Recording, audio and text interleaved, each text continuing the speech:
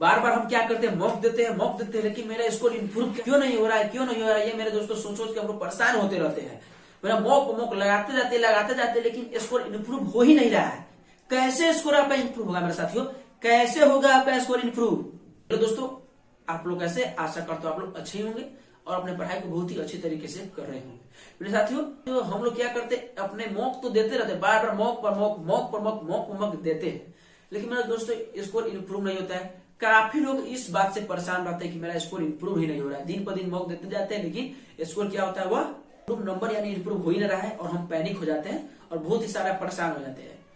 लेकिन मेरे दोस्तों जितने भी लोग परेशान हैं, अगर उसमें से 10 लोगों ने भी, ईमानदारी से बोल रहा हूं मेरे साथियों, 10 लोगों ने भी अगर ये बात फॉलो कर लिया, जो बात मैं बताने जा रहा हूँ वीडियो में बताऊंगा, वो बात अगर फॉलो कर लिया तो मैं गारंटी देता हूँ मेरे साथियों कि आपका स्कोर इंप्रूव जरूर हो जाएगा। उस 10 स्टूडेंटों का स्कोर जरूर इंप्रूव होगा, ये मेरी ओर से 100% की गारंटी है। अगर मैं साथियों चैनल पर नए हूं तो आपका दिल करे तो चैनल को सब्सक्राइब जरूर कर लीजिएगा। आपको हमसे जुड़ने पर ही आपको ही फायदा है। साथियों हम ऐसा ही वीडियो, बहुत ही अच्छी वीडियो इस पे लाते रहते हैं, और आप एसएससी की तैयारी करते हैं तो इस पे मैथ रीजनिंग का वीडियो भी अपलोड होता है। तो साथियों आप इस हमसे जुड़िएगा तो आपको बहुत फायदा होगा।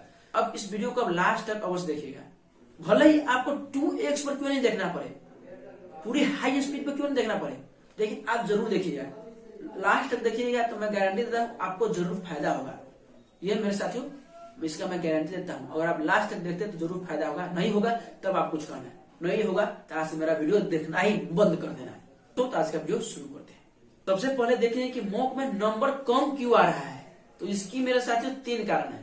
फर्स्ट कारण है मेरे साथियों कि अगर तुम्हारा नंबर मॉक में 80, 90, 100, 110, 120 तक आ रहा है तो मेरे दोस्तों आपको अभी भी और तैयारी की जरूरत है। कैसे मेरे साथियों, जैसे कि आप जानते हैं कि अगर कोई आसान मॉक आ गया उसमें अच्छी नंबर आ जाता है, वही थोड़ा मॉडरेट और हाई होता है तो उसमें क्या होता है, नंबर कम आ जाता है। तो ऐसा होने पर मेरे साथियों क्या है कि आपके कॉन्सेप्ट में कुछ कमी है और आपको अभी सीखने की जरूरत है। जैसे ही मॉडरेट और हार्ड आता है तो हम लोग पैनिक हो जाते हैं, परेशान हो जाते हैं, और इसी कारण से हम लोगों का क्वेश्चन नहीं बन पाता है तो हम लोग परेशान हो जाते हैं। दोस्तों इसलिए आपको कॉन्सेप्ट पहले सीखना पड़ेगा, और कॉन्सेप्ट सीखने का 2 तरीका है। फर्स्ट तरीका है कि आप मॉक कम दो। जी हाँ मेरे दोस्तों, फर्स्ट तरीका यह है कि आप मॉक कम दो और भर दिन में 1 मॉक दो, और मेरे साथियों उसमें देखो कि तुम्हारा कमी कहाँ पे है, और जो चीज कमी है उसको पहले आप उस चैप्टर को आप पहले कंसेप्ट सीख कर अच्छी पकड़ बनाइए, और जो कमी है उसको पूरा कीजिए। तो इस तरीके से आपका जो कमी है वह पूरा हो जाएगा। और दूसरा तरीका है कि 4 सेक्शन होता है, और उसमें से जीके जीएस तो मेरे साथियों अधिकांशता का कमजोर होता है, उतना उसमें मैटर नहीं करता, लेकिन इधर जो 3 सेक्शन बचता है वो है मैथ, रीजनिंग और इंग्लिश। इसमें आप देखिए कि आपको कमी किसमें है। मेरे साथियों आप देखिए कि किसमें आपका नंबर कम आ रहा है और आपका किस में क्वेश्चन ज्यादा गलत हो रहा है।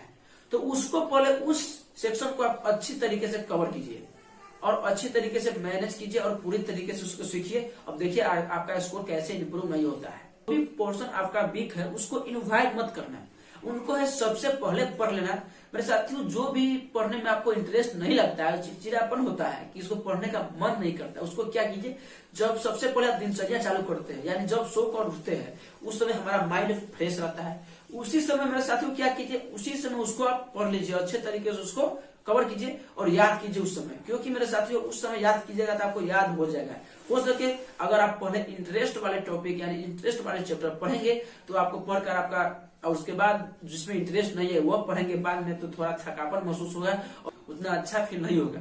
तो इससे अच्छा है कि आप जिस टॉपिक में आपको चिड़चिड़ापन होता है, यानी मेरे दोस्तों मन नहीं करता है पढ़ने का, वो टॉपिक सो कर जब उठिए उस समय खाली माइंड रहता है, पूरी फ्रेश माइंड रहता है, उस समय उसको पढ़िए और देखिए आपको कैसे वह मजबूत हो जाता है। और तीसरा पॉइंट मेरे साथियों बहुत ही मोस्ट इंपोर्टेंट पॉइंट यह है। अब तीसरा पॉइंट यह है कि सब कुछ आ रहा है यानी कंसेप्ट पूरी क्लियर है, फिर भी मेरा नंबर क्यों नहीं बढ़ रहा है, यानी फिर भी नंबर क्यों नहीं बढ़ रहा है। तो इसमें मेरे साथियों 5-6 पॉइंट है। इन सभी पॉइंट को आपको अच्छे तरीके से समझाता हूँ, बताता हूँ कि आपका नंबर क्यों नहीं बढ़ रहा है।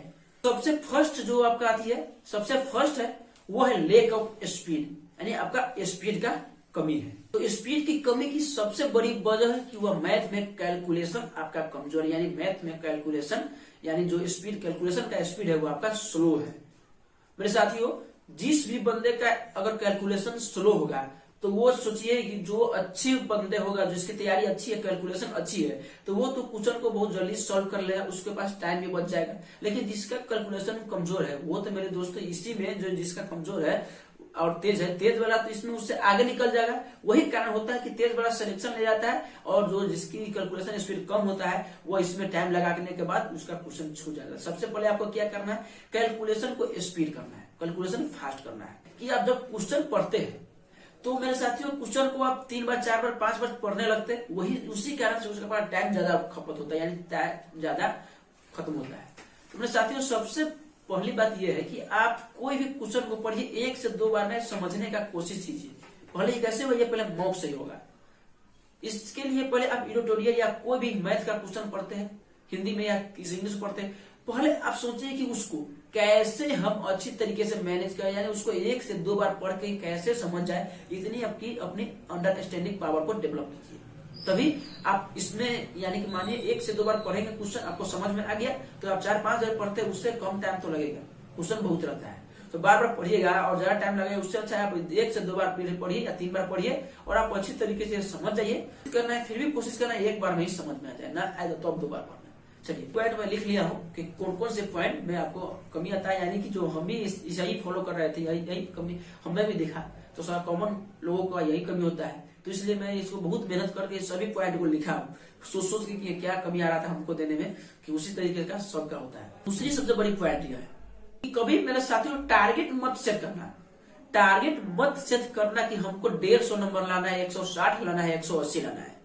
क्योंकि मेरे दोस्तों पहले आप टारगेट सेट कर देते हैं और वही जब आप मौक देते हैं तो भारी रहता है, वो बनता नहीं है, तो फिर भी क्या होता है, उससे यह होता है कि आप बनता नहीं रहता है, आपका माइंड और प्रेशर में चल जाता है, जिसके कारण आप और अच्छी नहीं दे सकते। आपको टारगेट सेट ही नहीं करना है बिल्कुल, बस आपको यही करना है कि हमको जो है आज बेस्ट देना है, यानी अपनी ओर से जितना बेस्ट हो सके ना उतना बेस्ट देना है। टारगेट कोई नहीं, देखा जाएगा जितना नंबर आएगा वो लास्ट में देखा जाएगा। दोस्तों तीसरी बात ये होता है कि टाइम का इशू, और यही है कि टाइम का इशू होता है। दोस्तों टाइम को इतना प्रायोरिटी मत दो कि टाइम को इशू मत बनाइए।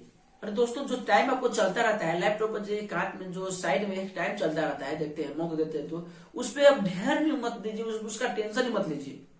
ऐसा अति कीजिए कि आपको मतलब टाइम रहते ही आप क्वेश्चन पूरी सॉल्व कर ले।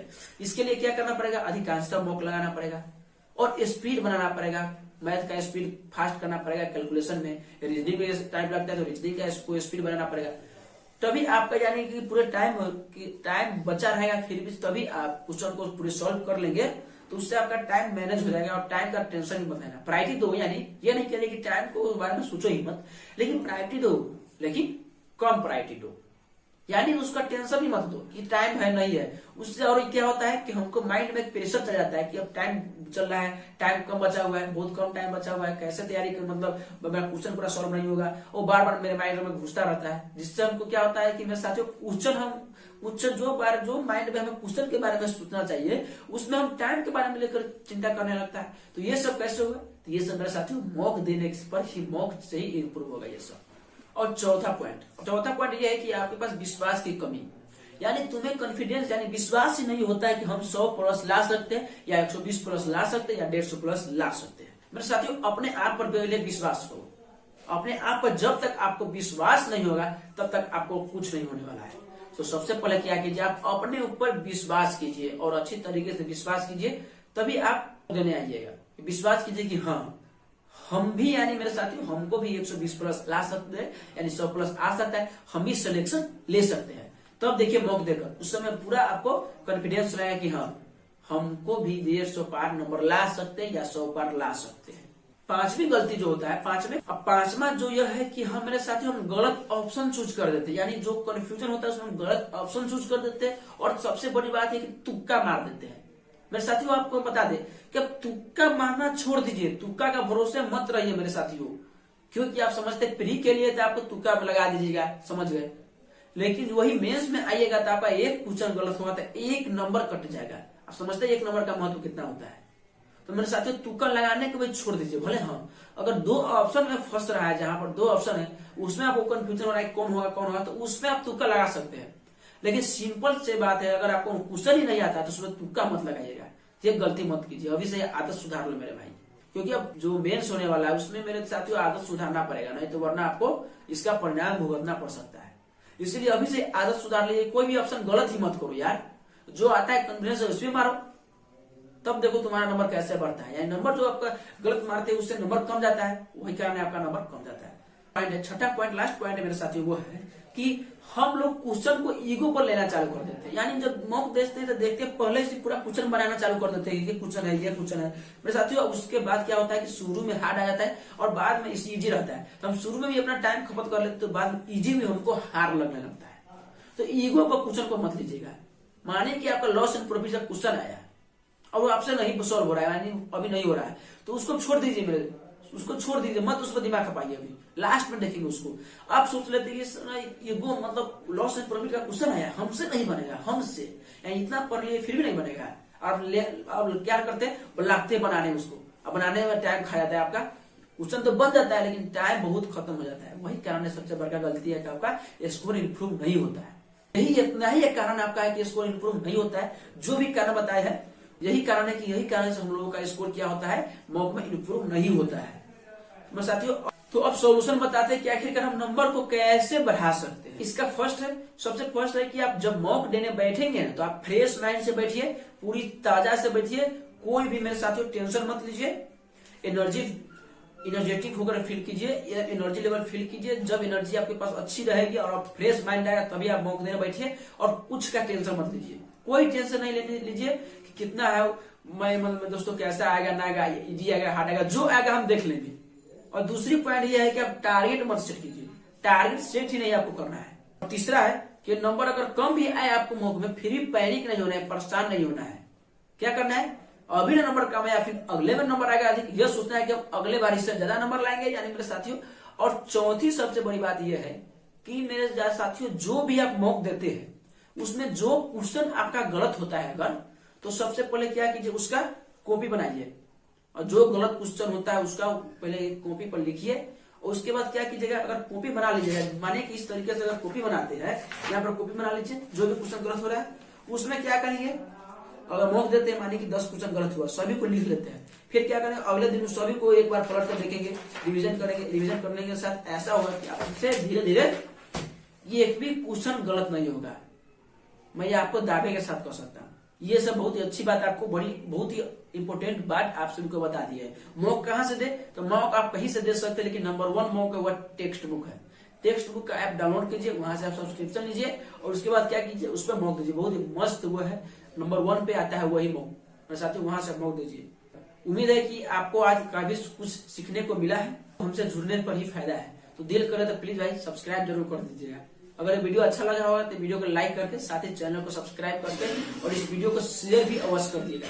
चलिए दोस्तों, तो आज के लिए इतना ही रखते हैं, फिर से मिलेंगे कोई नए वीडियो में, नेक्स्ट वीडियो में। तब तक के लिए लेना चाहते हैं, जय हिंद, जय भारत, वंदे मातरम, बाय बाय।